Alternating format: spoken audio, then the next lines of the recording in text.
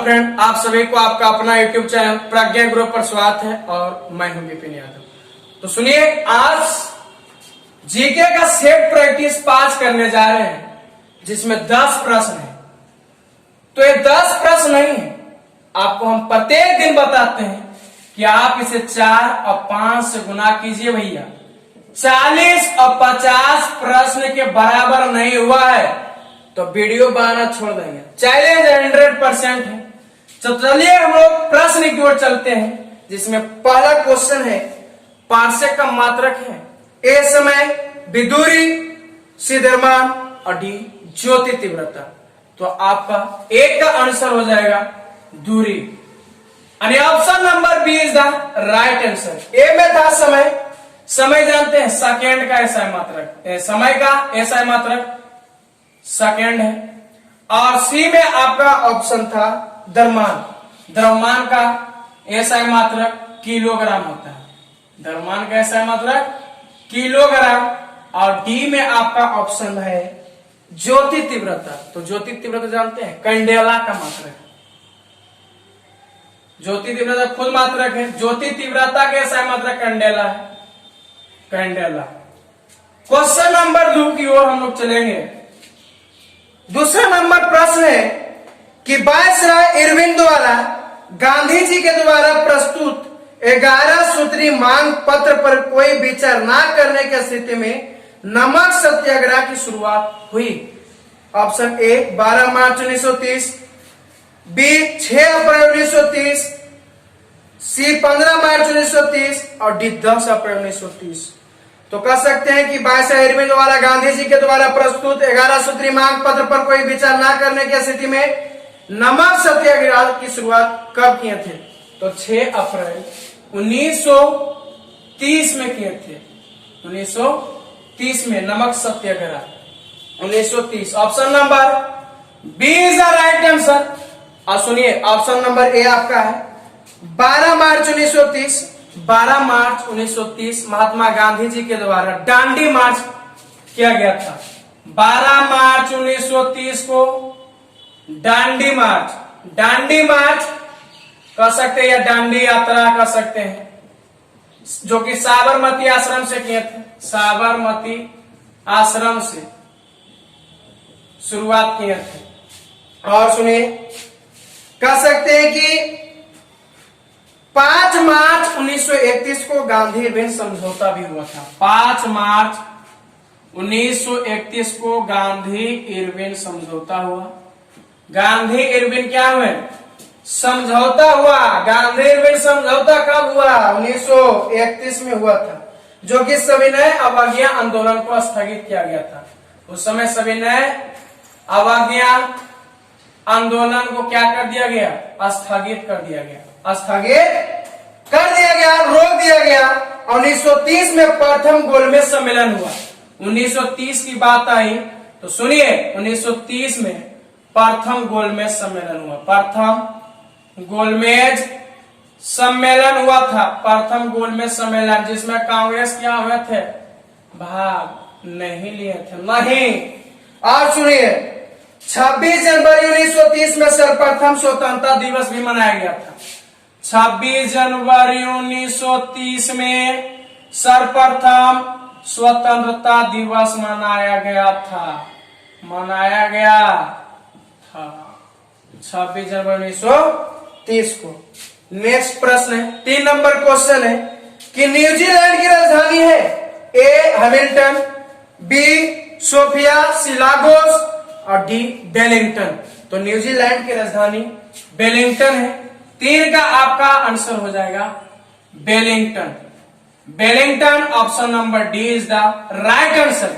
Wellington का मुद्रा है, वेलिंगटन का मुद्रा डॉलर है। डॉलर। आपका ऑप्शन नंबर ए में कहता था हैमिल्टन। हैमिल्टन, हैमिल्टन जो है बरमूडा की राजधानी है।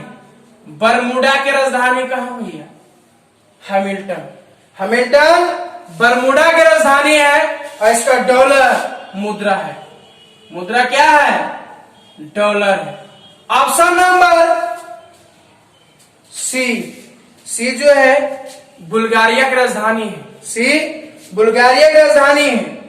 सी कह सकते हैं कि सॉरी बी में आपका ऑप्शन था ना,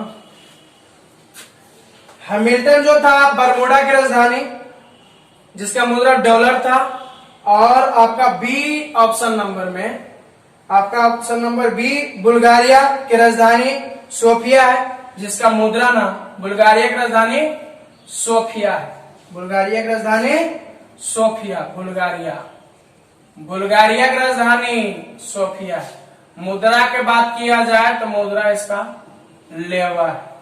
और सी में लागोस जो कि नाइजीरिया के सबसे बड़ा शहर है। क्वेश्चन नंबर 4 की ओर हम लोग चलेंगे। क्वेश्चन नंबर 4 है कि सरदार सरोवर परियोजना किस नदी पर बनाई गई? सरदार सरोवर परियोजना किस नदी पर बनाई? Option A Tapi, B Narmada, C Godavari और डी महानदी। सुनिए, option number B is the right answer. Narmada नदी पर बनाया गया, B is the right answer. कह सकते हैं सरदार सरोवर परियोजना नर्मदा नदी पर है और यह गुजरात में, गुजरात में। ऑप्शन नंबर है ताप्ती नदी। ताप्ती नदी पर जानते हैं काकड़ापारा परियोजना है। एक का बोलेंगे कि काकड़ापारा परियोजना कहाँ है? काकड़ापारा परियोजना कहाँ है, किस नदी पर है? तो आपको बताना है ताप्ती नदी, ताप्ती नदी पर। और यह भी गुजरात में, यह भी कहाँ है? गुजरात में है। नेक्स्ट सी नंबर ऑप्शन में आपका था, कह सके गोदावरी। गोदावरी में पोचमपाद परियोजना है। गोदावरी नदी पर पोचमपाद परियोजना है जो कि कर्नाटक में, कहा है? कर्नाटक में। और डी में आपका है महानदी। महानदी तो जानवे करते आप लोग, महान है ये महानदी। कह सकते हीराकुंड बांध परियोजना, हीराकुंड बांध परियोजना किस नदी पर है? महानदी। कहाँ है भैया? उड़ीसा में, एकदम VVI। चलिए नेक्स्ट प्रश्न है, 5वां नंबर क्वेश्चन है, कहता कि गांधी इरविन समझौता या दिल्ली किस वर्ष हुआ था? ए 1928, बी 1929 और सी 1930 और डी 1931। तो सुनिए, गांधी इरविन समझौता 1931, D is the right answer. 5 का डी हो जाएगा 1931। गांधी इरविन समझौता या दिल्ली एक्ट 1931 में लागू हुआ था। और सुनिए ऑप्शन नंबर ए 1928 है। 1928 में जानते हैं साइमन गोबैक का नारा लगा था, साइमन कमीशन वापस जाओ, साइमन कमीशन वापस जाओ। और ऑप्शन नंबर 1929, सुनिए सुनिए सुनिए, 1929 की बात आया तो सुनिए, कांग्रेस के लाहौर अधिवेशन, रावी नदी के तट पर पंडित जवाहरलाल नेहरू के द्वारा भारत का सबसे पहला तिरंगा झंडा फहराया गया और पूर्ण स्वराज दिवस मनाया गया था 1929 में। 1929 में ऑप्शन नंबर डी सी 1930 है। तो सुनिए, 1930 में अभी आपको बताया कि दांडी यात्रा शुरुआत हुआ था। दांडी यात्रा कहाँ शुरुआत हुआ था भैया? साबरमती आश्रम अहमदाबाद, जो कि वह गुजरात में भैया। सुनिए 6वां नंबर प्रश्न, भारत का राष्ट्रीय वाक्य क्या है? ए सत्यमेव जयते, बी वंदे मातरम, सी जय जवान जय किसान और डी जय हिंद। सुनिए, भारत का राष्ट्रीय वाक्य सत्यमेव जयते है।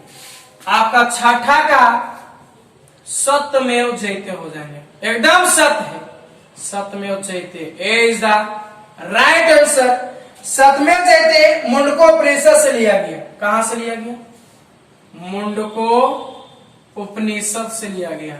और उपनिषदों की संख्या 108। सुनिए 108। और बी नंबर है वंदे मातरम। जानते हैं वंदे मातरम बंकिम चंद्र चटर्जी के द्वारा रचना किया गया।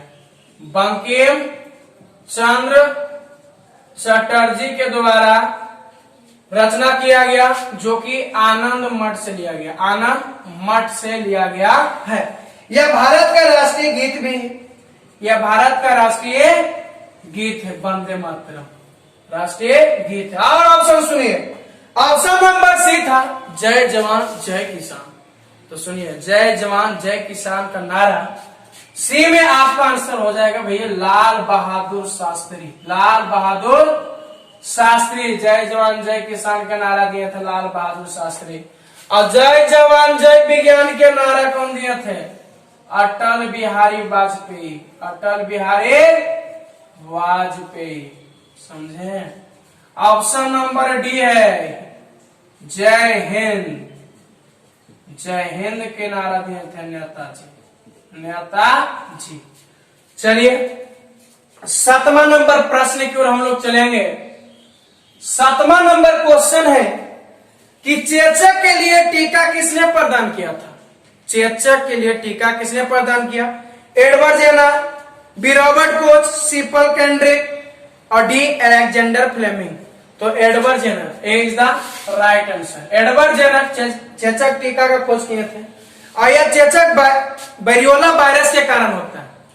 रॉबर्ट कोच कॉलरा और टीबी जीवाणु की खोज की थी। बी में कॉलरा और टीबी जीवाणु की खोज कौन किए थे? Robert Koch. सी है पर्ल केंड्रिक, पर्ल केंड्रिक चलिए अभी थोड़ा माइंड में नहीं है। डी अलेक्जेंडर फ्लेमिंग, डी में अलेक्जेंडर फ्लेमिंग पेनिसिलिन की खोज किए थे। पेनिसिलिन का खोज कौन किए थे? Alexander Fleming. क्वेश्चन नंबर 8 है कि विश्व एड्स दिवस कब मनाया जाता है, या विश्व एड्स दिवस हर साल कब मनाया जाता है? ए 1 दिसंबर, बी 1 जनवरी, सी 14 फरवरी, डी 8 मार्च। सुनिए, आपका 8 का आंसर हो जाएगा भैया 1 दिसंबर। ए इज द राइट आंसर। हर साल 1 दिसंबर को विश्व एड्स दिवस मनाया जाता है। ऑप्शन नंबर आपका बी था 1 जनवरी। 1 जनवरी को हम लोग हर वर्ष नया वर्ष मनाते हैं। और सी है 14 फरवरी। 14 फरवरी को जानते हैं वैलेंटाइन दिवस मनाते हैं, वैलेंटाइन दिवस मनाते हैं। और आपका डी में है 8 मार्च। 8 मार्च को विश्व महिला दिवस मनाया जाता है, विश्व महिला दिवस। सुनिए, और चलिए नेक्स्ट प्रश्न की ओर। कहता भारत का प्रधानमंत्री बनने के लिए आवश्यक न्यूनतम उम्र क्या है? 21 साल, बी 25 साल, सी 30 साल और डी 35 साल। तो भारत की प्रधानमंत्री बनने के लिए न्यूनतम उम्र 25 वर्ष है। ऑप्शन नंबर कह सकते हैं B is the right answer. Lok Sabha के बनने के लिए न्यूनतम उम्र 25 वर्ष।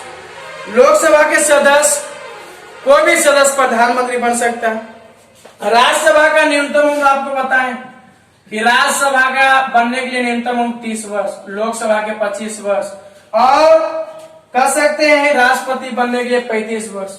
और सुनिए, भारत में संसदीय प्रणाली का जनक की बात किया जाए तो ब्रिटेन को माना जाता है। संसदीय प्रणाली का जनक ब्रिटेन।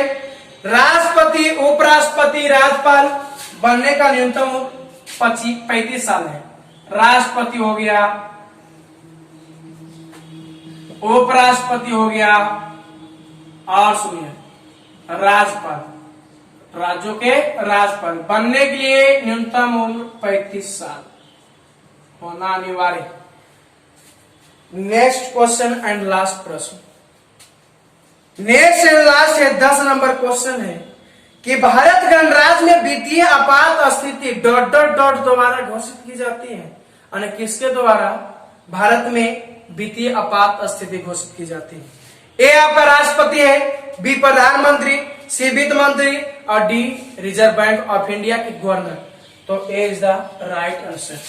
10 का आंसर राष्ट्रपति हो जाएंगे, राष्ट्रपति हो जाएगा। ए इज द राइट आंसर। सुनिए, राष्ट्रपति कह सकते हैं अनुच्छेद 360 के अधीन, 360 के अधीन आपातकाल की घोषणा कर सकते हैं। राष्ट्रपति अनुच्छेद 360 के अधीन राष्ट्रपति कर सकते, अनुच्छेद 360 के अधीन आपातकाल घोषित कर सकते हैं। भारत में आपातकाल संविधान में अमेरिका से लिया गया। भारतीय संविधान में आपातकाल की स्थिति कहां से लिया गया? अमेरिका से। याद रखिएगा, अमेरिका से लिया गया, अमेरिका से। और सुनिए, भारतीय संविधान में 3 प्रकार के आपातकाल है। पहला है भैया अनुच्छेद 352 में राष्ट्रीय आपातकाल। राष्ट्रीय आपातकाल कह सकते हैं अनुच्छेद कितना? 352 में राष्ट्रीय आपातकाल। दूसरा है कह सकते हैं कि 356 के अधीन राज्य में राष्ट्रपति शासन। 356 के अधीन राज्य में जो होगा राष्ट्रपति शासन होगा, राष्ट्रपति शासन। और नेक्स्ट एंड लास्ट है द्वितीय आपातकाल, जो कि भारत में अभी एक बार भी नहीं लगाया गया। भारत में राष्ट्रपति शासन सबसे पहले पंजाब में लगाया गया, और सुनिए, और सबसे अधिक बार जम्मू एंड कश्मीर में लगाया गया। तो यह वीडियो आपको कैसा लगा? यदि अच्छा लगा तो चैनल को सब्सक्राइब जरूर कीजिए। इस तरह का वीडियो हम लोग या प्रत्येक दिन हम इस तरह का वीडियो को अपलोड करेंगे। Thank you.